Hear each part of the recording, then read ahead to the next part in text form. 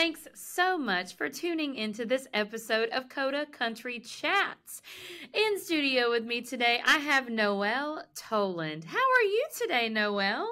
I'm doing great. How are you, Lee? Thank you so much for having me. Oh, I'm so thankful that you're able to hop on this episode today and talk to us a little bit about your career and everything you have going on. I wanted to let the listeners know that you are releasing a cover of this 90s favorite song, Walkaway Joe by Trisha Yearwood. Tell me, what was it like to record a cover of this song? It was a dream of mine my entire life. I love that song so much. My mom introduced me to it when I was a little girl. My mom and I just loved Trisha Yearwood, and that song was on the radio, and at the time CDs were around, and so we would just listen to that album, Hearts of Armor, and Thinking About You, and just I'm just obsessed with Trisha Yearwood, and she was it was just a part of my childhood, and one of the reasons I just adore country music so much. And that song in particular, Walkaway Joe, I would sing around the house with either a pen as a microphone or a hairbrush, remote control. I remember my remote controls I used a lot. But I would sing around the house for my mom and my dog. They would sit and just like a little audience, and I just felt like I was this little, country music singer imitating Trisha Yearwood as best as I could. And I just love that song so much. And it's such an incredibly written song, and it transports you in 3 minutes to this kind of tragic love story of young love and following your heart and living and learning. So it's a dream of mine to be able to record this, and I'm just so excited for everyone to hear it. Yeah. Well, and that's wonderful to hear. Okay, that brought up 2 discussion points for me.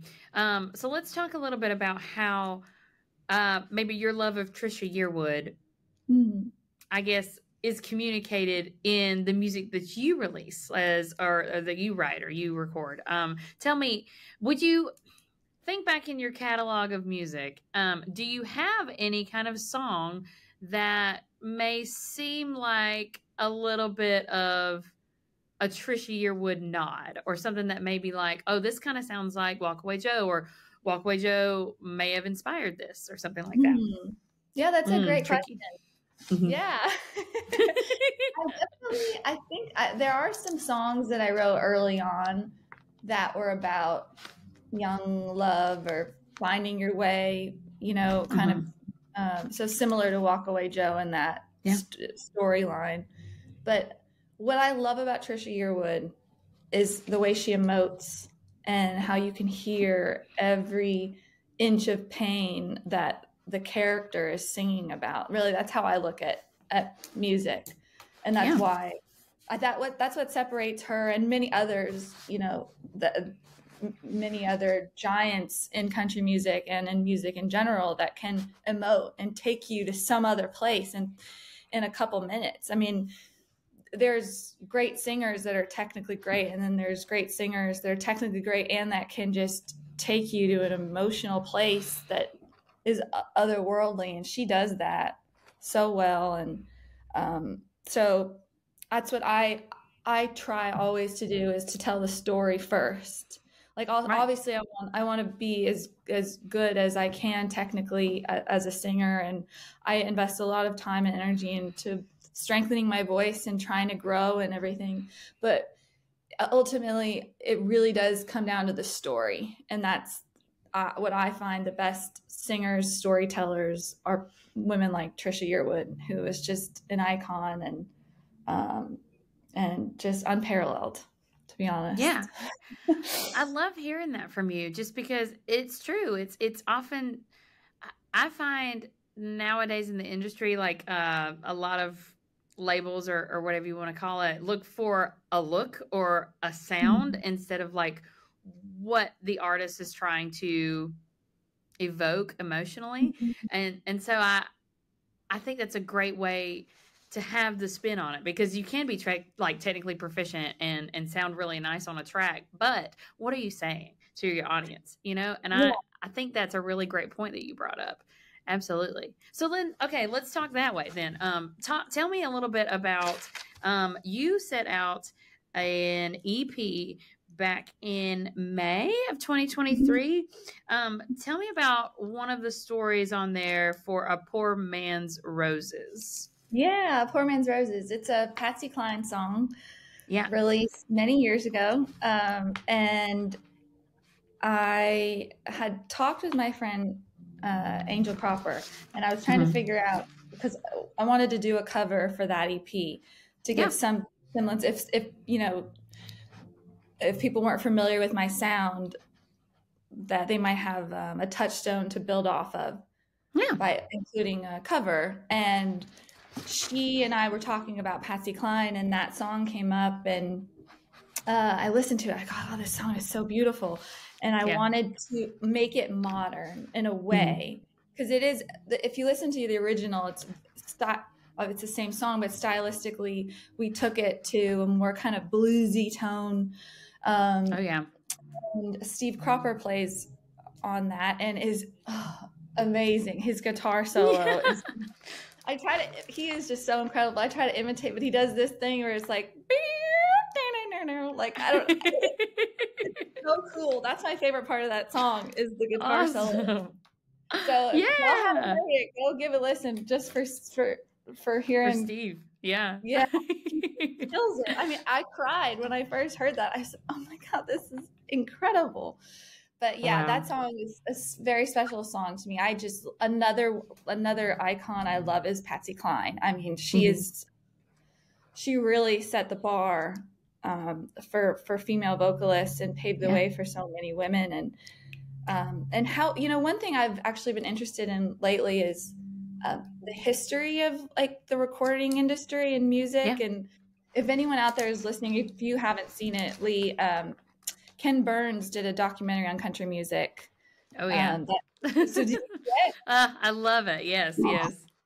I'm obsessed. I learned so much about country music I love Ken Burns. I mean, I've seen most of his documentaries. But it's interesting. I was thinking about kind of the other day, you know, the music industry is only like 100 years old. Right. Like 1920s, you know, was when recording started happening. So I'm just so bringing back Walkaway Joe and, you know, my Poor Man's Roses cover. I am such a firm believer in nodding back to the people that really set the bar and created music and art that has stood the test of time, and bringing new listeners back to that. Some people might not have heard Walkaway Joe. I'm not sure, but I'm all about just paying respect to the people that came before you. And I'm like, also I've started thinking, I'm like, okay, so 1920s, and now it's, you know, 2020. What's it going to be like 100 years from now? Like I want, you know, if you think about it, kind of, it's like, whoa, what's it going to be like? And I hope that this music, like Walkaway Joe and Poor Man's Roses and all these amazing country songs, can still be around and be listened to 100 years from now. I think that would be just so cool. Yes. Oh, okay. Oh, you just like sparked an idea in my head. Okay. Of the list of songs that you can like find off the top of your head super quickly, going 100 years in the future, like we were just talking about, what other song do you think would be one of those that's kind of standing the test of time? The one that will probably still be listened to, you know, 100 years from now. Okay, I got two that just came to the top of my head. Neon Moon. Yes. Like I could totally see whatever the world looks like 100 years from now. Some heartbroken soul is sitting in a bar, just breaking his sorrows away. So true. I cover that song a lot. I've played the hard rock twice now, and I play that, and people just love it. Oh, that's perfect. Yeah. I'm a huge Brooks and Dunn fan, so I think that song, I would love to hear that song 100 years from now and see what people do to it or recreate it. And then another one I think came to mind, first thing that came to mind was Don't Take the Girl. Oh, yes. Oh my gosh. That song is one of the best songs ever written, not just country music, but spanning all genres. And I would be hard pressed to find someone who doesn't cry when they hear that song, and it's timeless. So It really is. And like you said about Neon Moon too, I feel like, you know, the writing of those songs, like, I don't know, it came from a place where, you know, hopefully 100 years from now, those subjects will still be very prevalent and still have terminology that, you know, like transcends time, like you were just saying. So yeah. I agree with that. You know, and Neon Moon, I will say Neon Moon is probably one of those songs that like I always love so much, but then like I don't think about it as being one of those like quintessential country songs. But now that you mention it, like Brooks and Dunn, the group has just really formed that like 90s country and beyond sound. Yes. So yeah, I don't, yeah, that was a great idea to include that one. Yeah, and even on TikTok, they had a sound trending. Somebody took the bass note and did a dance track to it, which was so cool. So it revived that again, which was so cool. So, you know, I'm all for innovation and you know, but I love seeing things and classic things that are recreated in another era. And I just think that's so cool. Yeah. So. Well, talking a little bit about the things from the past that you love, let's go back and dive a little deeper into where you're from. You're from the great state of Oregon. Tell me a little bit about your growing up and how that really influenced your musical identity today. Yeah, for sure. I grew up in a small town in Oregon, about half an hour outside of Portland, called North Plains. And I grew up sitting in the back seat of the car with my mom and her having 99.5 and 98.7 The Wolf, Couple Country and The Wolf playing, and just driving down country roads with my mom and being transported into these other worlds with country music and listening to the stories and just going, gosh, I would love to sing like that one day or hear myself on that radio. And I just love the stories that country music told. And I'm an only child, so one thing I used to do to like entertain myself, you know, we lived out in the country and there weren't any neighbors, so I had a Wheaton Terrier, Maxwell. Aww. And I would play like performance with him. Like he was my student, he was my audience member, and I used to play teacher with him and like produce. You're a teacher, right? Yeah, I'm a teacher. Yeah. I love teachers. I think you guys don't get all the credit you deserve. So, well, thank you. I'm starting to agree with that. Yeah, you should. Teachers, yeah. I remember all my music teachers and all of my, I loved school. So like, I always, I have very great memories and teachers that were very formative in my young life. And so awesome. You guys don't get the credit. Well, thank you. Oh my gosh. Oh, that makes me so happy. Tell me, okay, so from performing from your precious puppy, to your like first real stage show. Tell me about that. Tell me about your first time performing for an audience. My first time, if you could think, yeah. Yeah, I was 5 years old in kindergarten when the first time I got on stage, and I was like, "This is for me." Oh, I love that. I loved it. Yeah, it was. That was when I caught the bug, and then I got into musical theater, and it all kind of sprouted from that. Amazing. Okay, so all right. Getting the timeline of you stepping on stage when you're 5 years old, being involved in musical theater. What brought you to, other than loving country music? Yeah. Lee, my battery power just told me it was dying. Can I be right back and grab my charger? Yes, I can cut and make them. Yeah, Okay, it's fine. hold on. One sec. I don't want it to die. Hold on one second. No, we're good. We're good. We're good. Oh my God. Never mind. I was like, I'm gonna have to go to another room. I'm so sorry. You are fine. Oh man. You can cut that, right? Yes, I can cut it. And it's so funny because I just looked up at my battery too, and I was like, oh, am I gonna die? No, I'm good. Really? I usually plug in, and I didn't plug in today, so like now I was like, oh no, but no, we're good. Okay, Okay, cool. We're good. So I'm back. I've These got silly life. digital things. I'm gonna keep this in the interview. No, I'm just kidding. Okay, wait. Let me think. I was on an idea. No, you're fine. Okay. We're talking about stepping on stage from the first time, and then performing in the musical theater world and doing all of that. I was getting to like, of course, you've always loved country music, but what really like strapped you into deciding to do a country music career? That's a great question.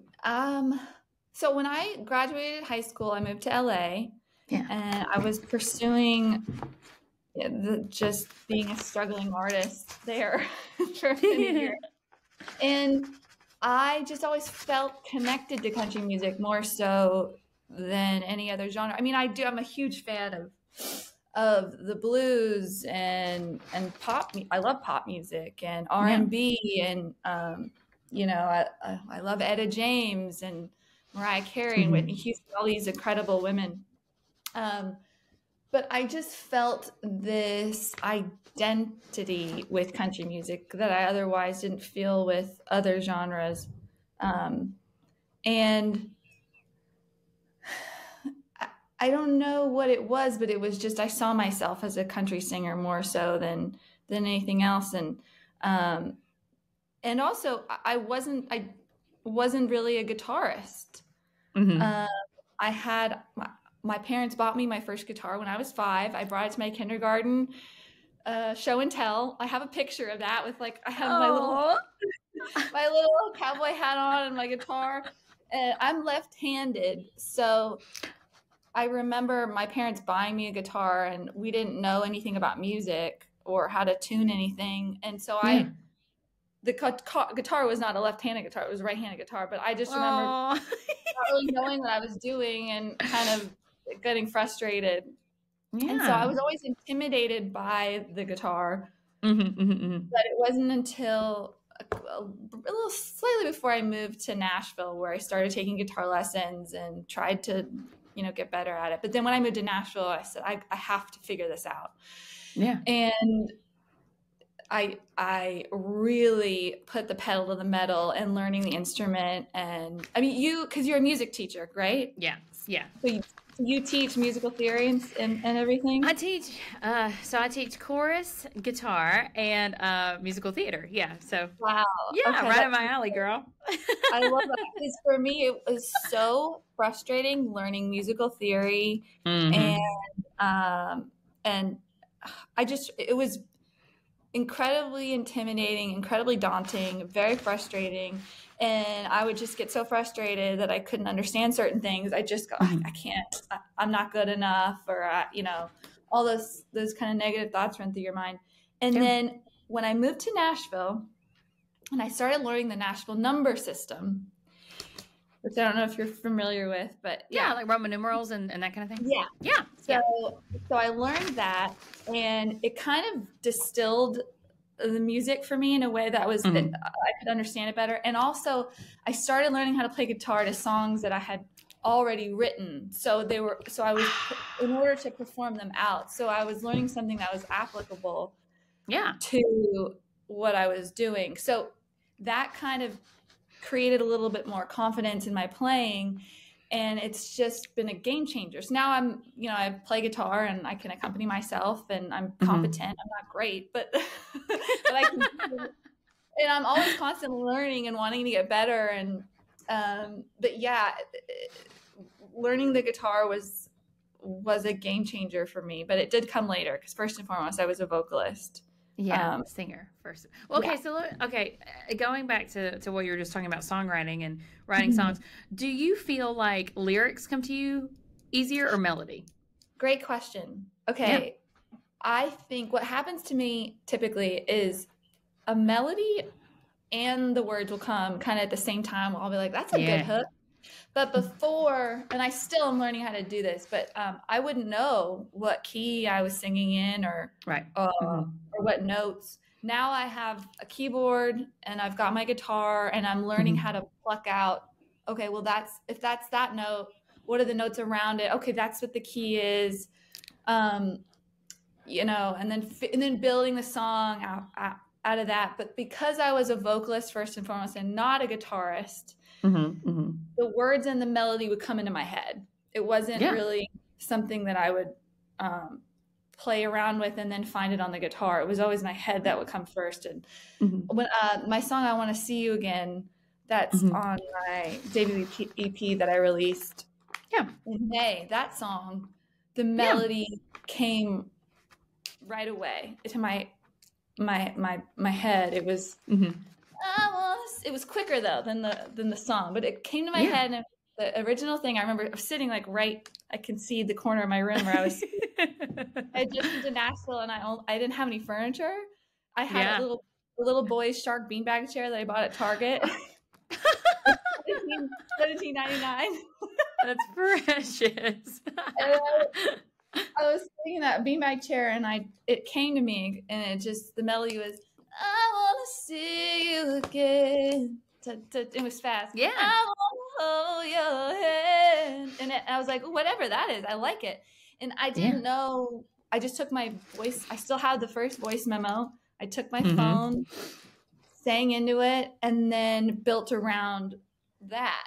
And that's a song, you know, I'm very proud of, but that's how that one came out. And yeah, it's always a different process, but like, I think I was listening to a Paul McCartney interview this morning when he was talking about the song he wrote Yesterday and how he just kind of caught it. And I think that's such a great analogy for songwriting, is just being open and being like a vessel in a way and just listening and trying to be open to the creative energy of the universe, you know? Yeah. I love the way that you just described that though, because I like hearing the songwriting process for different things that you have and just kind of knowing, because like you said too, it does kind of just change from song to song. Like I feel like sometimes they just fall in your lap and sometimes you have to like revisit lyrics and revisit melody and be like, that's not really working today. Let's try something else. And I really like hearing those stories though, especially now knowing I Want to See You Again is such a great song on your EP. I think that's a really cool little story to know and go along with it for me in my head. That's great. How cool. If you're interested in more songwriting, I took a songwriting workshop this January with Gretchen Peters, who wrote, she's one of the greatest songwriters of all time. She wrote On a Bus to St. Cloud, Trisha Yearwood, Independence Day. Yeah. And I learned a lot from her, and that was an amazing experience. So listening to her songs, you're kind of like, how did this woman write? And she doesn't co-write. So all her stuff, you know, and her stories, what she crafts and the character, she really goes in. And one thing I learned from her is she will approach songwriting as if it's kind of like a movie. I don't want to put, you know, her words into mine, but one thing I've done in the past is like, sometimes I get inspired by films. I'm working on a song right now that was inspired by Splendor in the Grass. Cool. And which was an amazing old film. And I remember the ending and just crying my eyes out. And I'm like, there's a song there. So there's just inspiration everywhere. I love to hear that.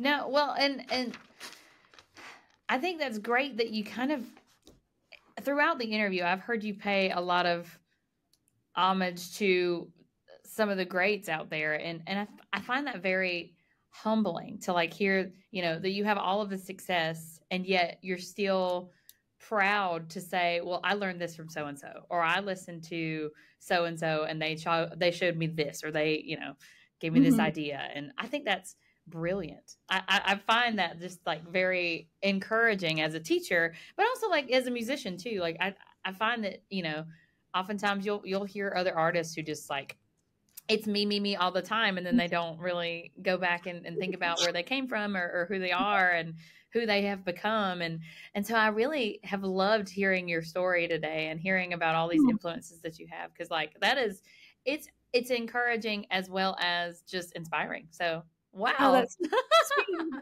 say. Thank you so much. You just made my day. Oh, yay. Absolutely. Well, and you have made mine. I'm just so glad that this episode has been as awesome as it has been. Okay, I will say we're going to wrap it up. Tell me, is there anything else that you'd like to promote or anyone that you'd like to give a shout out to before we hop off the call today? Oh, that's a great question. No, I'd love to give a shout out to my mom. Oh, mommy, that's so cute. If it weren't for her, I wouldn't, I don't think I'd know about Walkaway Joe. And she's the one who got me singing before anyone else, with my hairbrush or my remote control in hand, encouraged me to pen. Exactly. Encouraged me to sing and has always been my cheerleader. And so, yeah, I would love to give a shout out to my mom. Also to you, Lee, for having me on, and Nicole at Brickshore Media for making this happen. And yeah, I'm just very grateful. I'm very grateful for your time. And so I'm everyone, for yours too. Yeah, you're so sweet. But yeah, go listen to Walkaway Joe. It's streaming everywhere now that this airs, and yes. I can't wait for y'all to hear it. Oh, thank you so much, Noelle.